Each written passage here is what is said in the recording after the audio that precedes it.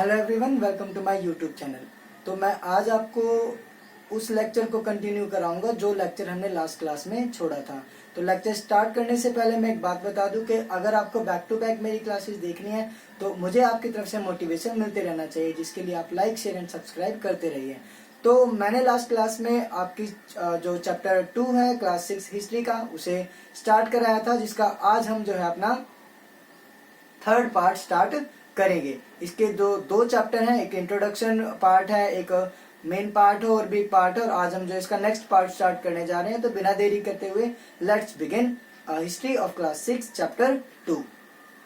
तो हमने चैप्टर 2 में पढ़ा था कि किस तरीके से हमारे लिए जो हिस्ट्री होती है वो इम्पोर्टेंट होती है। हमारी कंट्री के पॉइंट ऑफ व्यू से देखा जाए तो यहाँ पर कौन कौन सी ऐसी चीजें हैं जो हमारे देश के इतिहास को इम्पोर्टेंट बनाती हैं, महत्वपूर्ण बनाती हैं। तो हम देखते हैं, उनमें से एक है मैन्युस्क्रिप्ट्स। अगर हम मैन्युस्क्रिप्ट्स की बात करें तो जो पुराने समय में हाथों से लिखी जाने वाली जो चीजें होती थी, हाथों से जो हम कुछ लिखते थे, हम उन्हें मैन्युस्क्रिप्ट कहते हैं। अगर हम बात करें मनु, तो ये वर्ड आया कहाँ से? तो ये मनु जो एक वर्ड है मनु, ये मनु वर्ड हमारा लैटिन वर्ड से लिया गया है, जिसमें मनु का मतलब होता है हैंड्स, हाथों से लिखी हुई पुरानी बातें जो मैन्युस्क्रिप्ट्स के नाम से आज जानी जाती हैं। तो बेसिकली जो मैन्युस्क्रिप्ट होती थी वो दो चीजों पर लिखी जाती थी। एक तो होते थे हमारी पाम लीफ, यानी कि पाम के पत्तों पर मैन्युस्क्रिप्ट लिखा करते थे, और दूसरा होती थी हमारी specially prepared bark of trees, यानी कि जो पेड़ होते थे उनकी बार्क से जो है स्पेशली प्रिपेयर की जाती थी, उनकी छालों से प्रिपेयर की जाती थी पेड़ों की। और जिनमें से एक थी आपकी बर्च। बर्च जो हिमालय में मिलती है, ये जो है हमारी बार्क होती थी जिस पर लोग पुराने जमाने में लिखा करते थे। तो बेसिकली मैन्युस्क्रिप्ट का मतलब जानने के बाद अब हम देखते हैं कि हमें किस किस तरह की मैन्युस्क्रिप्ट देखने को मिलती हैं। तो हम बात करें रिलीजियस मैन्युस्क्रिप्ट्स। तो रिलीजियस नाम से ही पता चल रहा है धर्म से रिलेटेड होगा। तो रिलीजियस मैन्युस्क्रिप्ट्स जो हमें जो देखने को मिलती है वो हमें क्या जानकारी देती है? तो वो हमें जानकारी देती है वेदों के बारे में, हमें बताती है रामायण के बारे में, महाभारत के बारे में, गीता के बारे में और पुराण के बारे में। तो ये जितने भी हमारे एपिक्स हैं, जो हमारे रिलीजियस एपिक्स हैं, उन सब के बारे में हमें मैन्युस्क्रिप्ट से ही पता चलता है, जो रिलीजियस मैन्युस्क्रिप्ट के नाम से जानी जाती हैं। अगर हम आगे देखें तो these are important source of social, economic, political and the religious life of the people. उस समय पर जो लोग रहते थे वो किस तरीके की सोसाइटी से बिलोंग करते थे, उनका सोशल स्ट्रक्चर क्या था, उनका इकोनॉमिक स्ट्रक्चर क्या था, उनका पॉलिटिकल स्ट्रक्चर क्या था, उनका रिलीजियस क्या था, उनकी लाइफ कैसी थी, इन सब चीजों के बारे में हमें जो रिलीजियस मैन्युस्क्रिप्ट से पता चलता है। तो रिलीजियस मैन्युस्क्रिप्ट के बाद अगर हम बात करें तो हमें देखने को मिलती है सेकुलर मैन्युस्क्रिप्ट। अब सेकुलर मैन्युस्क्रिप्ट क्या थी तो देखते हैं। These books deal with the lives of kings, political life, medicine and the science. They are in the form of stories, poem, play, biography of kings. तो हमें जो पता चलता है सेकुलर मैन्युस्क्रिप्ट के बारे में वो ये पता चलता है कि सेकुलर मैन्युस्क्रिप्ट हमें बताती थी पुराने समय में राजाओं के बारे में, उनकी लाइफ के बारे में, वो किस तरीके की मेडिसिन यूज करते थे, वो किस तरीके की हेल्थ सर्विसेज लिया करते थे, उनके जीवन किस तरीके से थे, वो किस तरीके की पूरे दिन की दिनचर्या जो है अपनी बिताते थे। इन सब के बारे में हमें जो है सेकुलर मैन्युस्क्रिप्ट से पता चलता है। और ये बातें हमें उस समय की स्टोरीज, पोयम, उनके प्लेज, उनकी बायोग्राफी से पता चलती है, जिनके बारे में उस समय के राइटर लिखा करते थे। जिनमें से मैंने कुछ एक राइटर आपके सामने देखे हैं। जैसे कि हम बात करें कौटिल्य की, तो कौटिल्य एक राइटर था, बहुत बड़ा इकोनॉमिस्ट था, बहुत ही बड़ा ज्ञानी विद्वान था, जिसके बारे में आगे बहुत ही डीप में पढ़ेंगे। लेकिन फिलहाल यहाँ पर 6th क्लास के पॉइंट ऑफ व्यू से जानना जरूरी है कि कौटिल्य एक राइटर था, एक इकोनॉमिस्ट था, जिसने अर्थशास्त्र नाम की किताब लिखी थी। और इसी अर्थशास्त्र की किताब को आधार मानते हुए पूरे विश्व ने इकोनॉमिक्स यानी कि अर्थशास्त्र को सीखा है। उसके बाद बात करें मेगास्थनीज, तो मेगास्थनीज भी एक राइटर था जिसने इंडिका नाम की एक किताब लिखी है। मेगास्थनीज के बारे में बता दूं तो ये यूनान का एक कैरेक्टर था जो हमारे इंडिया में एज अ एम्बेसडर आया था।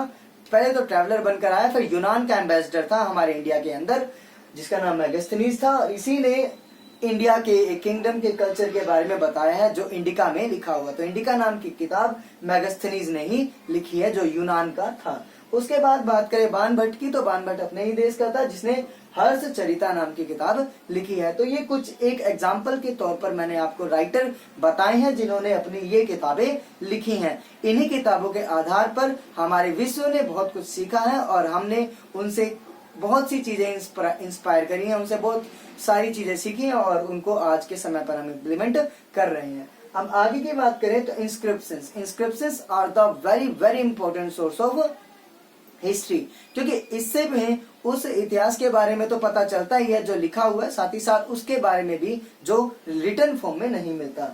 जैसे कि writing on hands, writing on a hard surface like stone और मेटल, यानी कि हार्ड सरफेस पर या मेटल पर कोई चीज जो लिखी मिलती थी हम उन्हें इंस्क्रिप्शंस कहते थे। ठीक है, जैसे आज के टाइम पर ये बोर्ड पर मैं लिख रहा हूँ, ये हार्ड बोर्ड है तो ये इंस्क्रिप्शंस है। ऐसे ही पुराने जमाने में जो मेटल पर कोई चीज लिखी गई या पुराने जमाने में कोई हार्ड सरफेस पर चीज लिखी गई तो उन्हें हम इंस्क्रिप्शंस कहते हैं। These conveyed the king's order, their deeds and their preachings etcetera, यानी जो राजा होते थे वो कोई ना कोई time to time order pass करते थे, तो उस ऑर्डर को पास करने के लिए जो नोटिस डाले जाते थे उनमें हम इंस्क्रिप्शंस का यूज करते थे। साथ ही साथ पुराने जमाने में अगर कोई लोगों के बीच एग्रीमेंट हो रहा है, कोई डीड हो रही है, तो उस डीड को भी एक तरीके से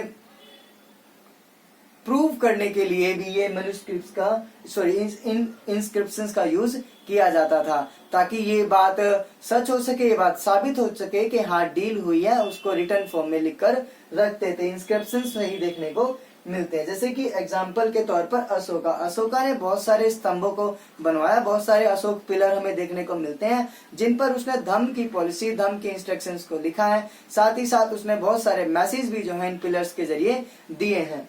तो ये जो था अशोका के समय पर जो पिलर्स बनाए गए थे उन पर इंस्क्रिप्शंस देखने को मिलते हैं। अगर आप जाओ अभी दिल्ली में घूमने तो आप जो है कुतुब मीनार के पास देखोगे आयरन पिलर को, तो उस आयरन पिलर को देखोगे और कुतुब मीनार को देखोगे या वहां पर जितने भी पिलर है उन पर कुछ ना कुछ लिखा हुआ है, तो वो इंस्क्रिप्शंस ही है जो हार्ड सरफेस पर लिखा हुआ है, जो हमें उस समय की जानकारी देता है। बस ये है कि वो अलग लैंग्वेज में लिखा हुआ जिसे हम नॉर्मल बच्चे समझ नहीं पाएंगे, लेकिन अगर उसको आर्कियोलॉजिकल सर्वे ऑफ इंडिया की तरफ से कोई एक्सपर्ट उस लैंग्वेज में उसको पढ़ेगा तो बहुत आसानी से हमें उन चीजों के बारे में बता पाएगा, क्योंकि वो टर्किश लैंग्वेज है, वो अरेबियन लैंग्वेज है, वो लैंग्वेज वो है जो हिंदी नहीं है या इंग्लिश नहीं है, वो अलग लैंग्वेज है, इस्लामिक लैंग्वेज है जो हमें समझ में नहीं आएगी जब तक हम उसे सीख नहीं सकते।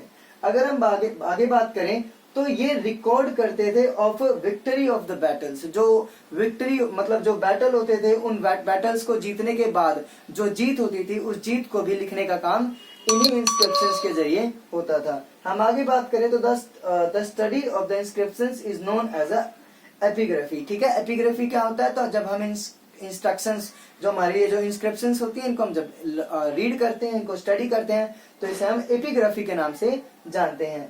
उसके बाद बात करें तो decipherment is the process of reading and the understanding the script and use in inscriptions, यानी कि इन इंस्क्रिप्शंस में जो स्क्रिप्ट यूज की जाती थी उस स्क्रिप्ट को पढ़ना, उसको समझना जो है आपका डेसिफेमन के नाम से जाना जाता है।